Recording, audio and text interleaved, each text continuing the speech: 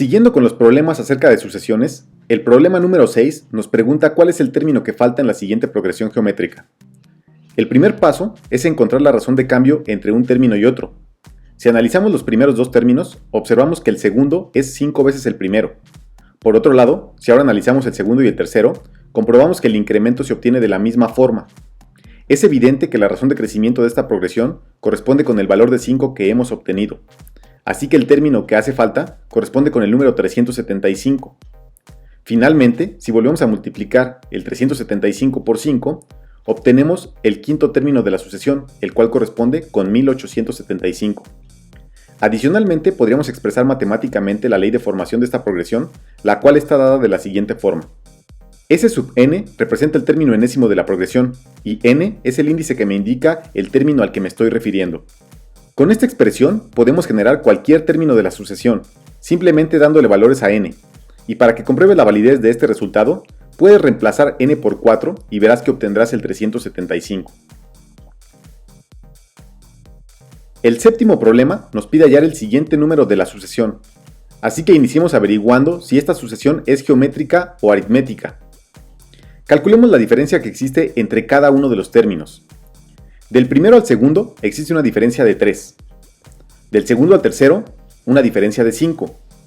Del tercero al cuarto, una diferencia de 7. Después, una diferencia de 9. Y en el último par de términos, una diferencia de 11.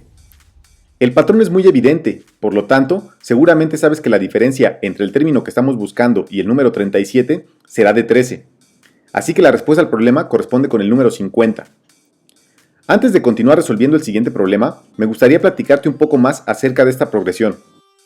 Esta progresión que acabamos de resolver corresponde con una progresión aritmética de segundo orden, también conocida como progresión polinomial de segundo orden. Esto se debe a que la diferencia entre cada uno de sus términos se vuelve constante después de realizar nuevamente la diferencia como se muestra a continuación. Observa que las diferencias en el segundo nivel son constantes e iguales a 2 para cada uno de los términos. Además, sería interesante averiguar cuál es la ley de formación de este tipo de sucesiones. Un método para obtener la ley de formación consiste en encontrar un término anterior al primero que nos habían dado. Esto lo hacemos de la siguiente manera. Ahora, podemos utilizar los valores obtenidos de la siguiente forma para generar la ley de formación de la progresión. Simplificando, obtenemos una expresión para S sub n con la cual podemos generar el término enésimo. Puedes comprobar que para n igual a 7 obtendrás el número 50. Si tienes alguna duda de cómo generar la ley de formación para sucesiones geométricas o aritméticas, hazme favor de escribirlo en la caja de comentarios, y en caso de ser necesario, realizaré un video exclusivamente para explicarte a detalle este tema partiendo de lo más básico. Continuando con otro problema de sucesiones, el problema número 8 nos pide averiguar el término que falta en la siguiente progresión. Empecemos realizando las diferencias entre cada uno de los términos. Entre el primero y el segundo término tenemos una diferencia de 14 unidades. Entre el segundo y el tercero, una diferencia de 28. Entre el tercero y el cuarto, una diferencia de 56. Así que sin mucha complicación, podríamos asegurar que la diferencia entre el término que estamos buscando y el cuarto término será de 112. Por lo tanto, el número que completa la sucesión será 216. A pesar de que no es parte del problema, sería interesante averiguar cuál es la ley de formación de esta secuencia. Si eres observador, te habrás dado cuenta que conforme calculamos las diferencias entre cada uno de los términos, dicha diferencia se iba duplicando. Es decir, la primera diferencia fue 14, la cual podemos reescribir como 2 a la 0 por 14. La segunda diferencia es 28, que corresponde a multiplicar 14 por 2, y además lo podemos reescribir como 2 a la 1 por 14. Por otro lado, la tercera diferencia es 56, que es lo mismo que 2 por 28, o en otras palabras, 4 por 14, que a su vez lo podemos reescribir como 2 al cuadrado por 14. Finalmente, y sin rompernos la cabeza, podemos concluir que 112 es el doble de 56, y además corresponde con la multiplicación de 8 por 14, que a su vez lo podemos reescribir como 2 al cubo por 14. Así que la ley de formación para esta secuencia resulta ser la siguiente. Para comprobar su validez, puedes reemplazar el índice n por cualquier número natural y encontrarás el término enésimo. Por ejemplo, si reemplazas n por 5, encontrarás el 216 que estábamos buscando. Espero no te hayas cansado de los problemas sobre sucesiones, porque todavía nos faltan algunos más por resolver. El noveno problema incrementa el nivel de dificultad y nos pide encontrar el décimo término de una sucesión aritmética con diferencia igual a 20 y cuya suma de los dos primeros términos es igual a 1. Dada una ley de formación, podemos generar los primeros n términos sustituyendo todos los números naturales menores e iguales que n en dicha ley de formación. Con ello, obtendremos nuestra sucesión de acuerdo con la siguiente expresión. Debido a que el problema nos indica que trabajaremos con una progresión aritmética, se debe cumplir que la diferencia entre cualquiera de dos términos adyacentes debe ser igual a una constante. En este caso, dicha constante será igual a 20. Además, otro dato que nos da el problema es que la suma de los dos primeros términos debe ser igual a 1, por lo tanto, la suma de S1 y S2 será igual a 1.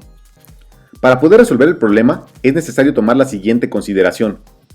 Cuando hacemos referencia a que la diferencia o también llamada distancia entre dos términos sucesivos debe ser igual a 20, estamos diciendo que, por ejemplo, la diferencia entre el término 9 y el término 8 será igual a 20, o que la diferencia entre el término 6 y el término 5 será igual a 20.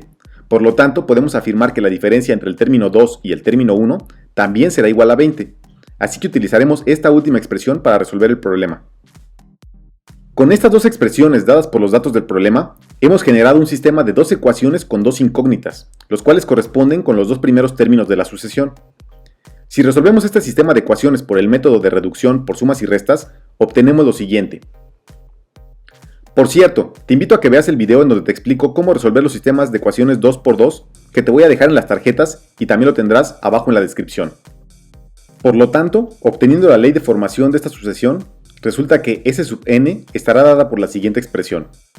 Observa que S1 corresponde con el primer término de la serie, y el término 20 por n-1 corresponde con la razón de crecimiento de la progresión aritmética.